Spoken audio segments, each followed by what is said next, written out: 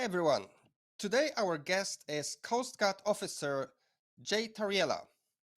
Good morning, sir. Hello, good morning. I'm Coast Guard Commodore J. Tristan Tariella. At present, I am the special staff of the Commandant for the West Philippine Sea.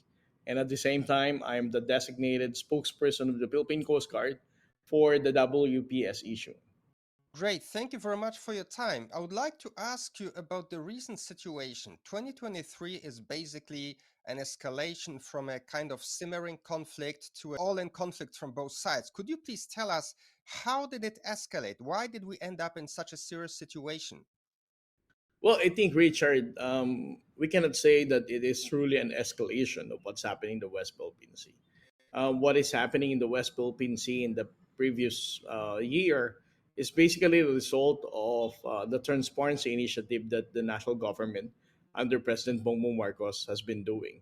The only reason why the international community has been talking about the Chinese aggressive behavior is because we allow them to know what's happening, from merely the military grade laser to dangerous maneuver, and then of course to the ramming and even the use of water cannon. All of these things were publicized by the national government. But it is worth noting that all of these incidents had been happening even before the year of 2023. I think it was only through the media and the international community that this topic has become a hot issue that all of us are aware of. I think what did not help, probably what led kind of to this situation was here I would like you to tell me from your country's point of view. I think the Obama administration was not very helpful because there were a few situations during the Obama administration where I think your government wanted more help or wanted more reliance, and I think you were kind of led without the American support. So I would like to ask: was the previous administration I mean, before Trump, did it a little bit help to this escalation? Like, if Obama was a bit stronger, wouldn't allow the Chinese to fortify, militarize the islands, would support the government more, would we be now better off? Well, Richard, the United States have a very complicated foreign policy. We cannot really put the blame entirely with President Barack Obama. But I agree with you. There are some missed calls in handling the South China Sea issue during the time President Barack Obama.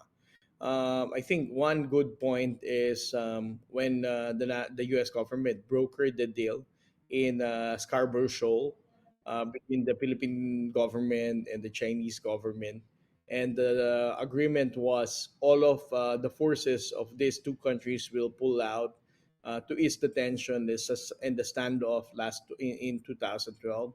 On the part of the Philippine government, of course, we did pull out, and the Chinese, as we all know, since then and now remains to be there. And now they claim to have an effective control of Bajo de Masinloc or the Scarborough Shoal. And unfortunately, Barack Obama did nothing about it. He never really asked or even forced the People's Republic of China to at least be man enough to agree, carry out the agreement of everybody pulling out. And then the second one also is the reclamation activities of the People's Republic of China. I agree with you. If President Barack Obama did more in calling out the behavior of China in pushing for reclamation in these areas, then we may not have any security issue now or security threat in the South China Sea, especially so that most of these reclaimed islands, massive reclamation of China, is now an extension of their naval base. They even have large airstrips, and as we all know, these are militarily fortified, and its MDA capability is also tremendous in comparison with the technology of other claimant states in the South China Sea.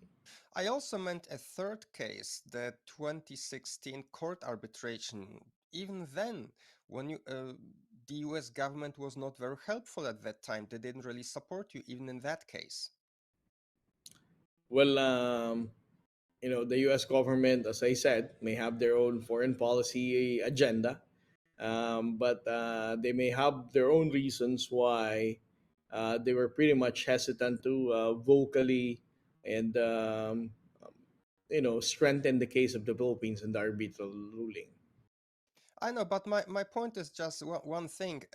Usually, President Duterte is blamed for everything that happened, but my point is it's not really only him. I think there should be always two to the tango. Okay, but thank you very much for your remarks. I wanted to ask you about something else. Now let's get back to the current situation. It's actually getting worse because both sides' stances are hardening. So it seems like, how should we see it? Is there an oncoming conflict? Like, is there a way out? Because even in December, we had a statement by the Global Times that the US and Philippines should watch out and the Chinese side wouldn't back down. Where do you see all this going? Well, I think it's not 100% correct to say that the tension is tremendously increasing. I would say that the Philippine government just showed China that But before that, before I respond to your question, I would like to highlight the fact that the Chinese had been um, successful in doing whatever they are doing right now in the South China Sea, primarily because we allowed them to do that. As you said, President Barack Obama at some point has allowed China to embolden their approach in the South China Sea. And of course, for the Southeast Asian countries, nobody also pushed back to say that, hey, China, you're doing wrong. These are illegal. You're not doing it correctly. You are violating international law. This is only the first time that the Philippines, under this current administration, President Bongbong Marcos, have made China experience that there is a small country like us who's willing to stand up, expose their illegal actions, and tell them that what you're doing is illegal. So the question is our actions would lead to a much more kinetic conflict? I don't think so. But what we really made China to realize is that not everything that they please us now is that they're going to achieve. Um, a good example is the Philippines Transparency Initiative. There are so many effects that have impacted the approach of People's Republic of China in a lot of different ways. I think militarily for the Philippines, for example, we have gained so much defense cooperation in different countries, not just with the United States.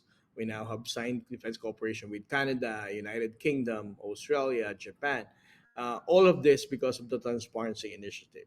And secondly, it's worth noting that during the last arbitral award anniversary celebration last July, um, which was held here in Manila. It's my first time to hear that majority of the ambassadors, not majority, actually all of them who attended the celebration, have been very vocal in expressing their support of the arbitral ruling. So, in short, diplomatically, militarily, I think the Philippines is gaining so much traction because of the Transparency Initiative. Now, if your question is, would this trigger a much more kinetic conflict with China because of what we're doing? I don't think so. It also made them realize that the collective actions of nations would also undermine or endanger their selfish interests in advancing their own narrative of the entire South China Sea belonging only to the People's Republic of China.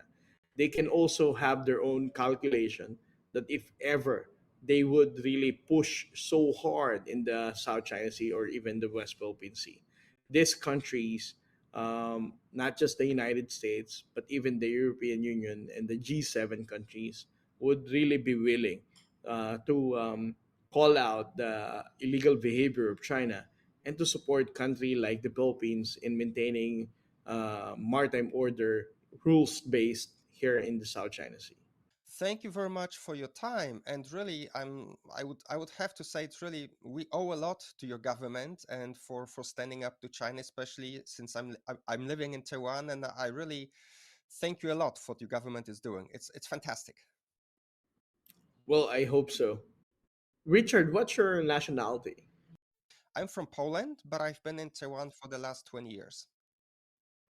I see. Thank you very much. Thank you very much, Richard.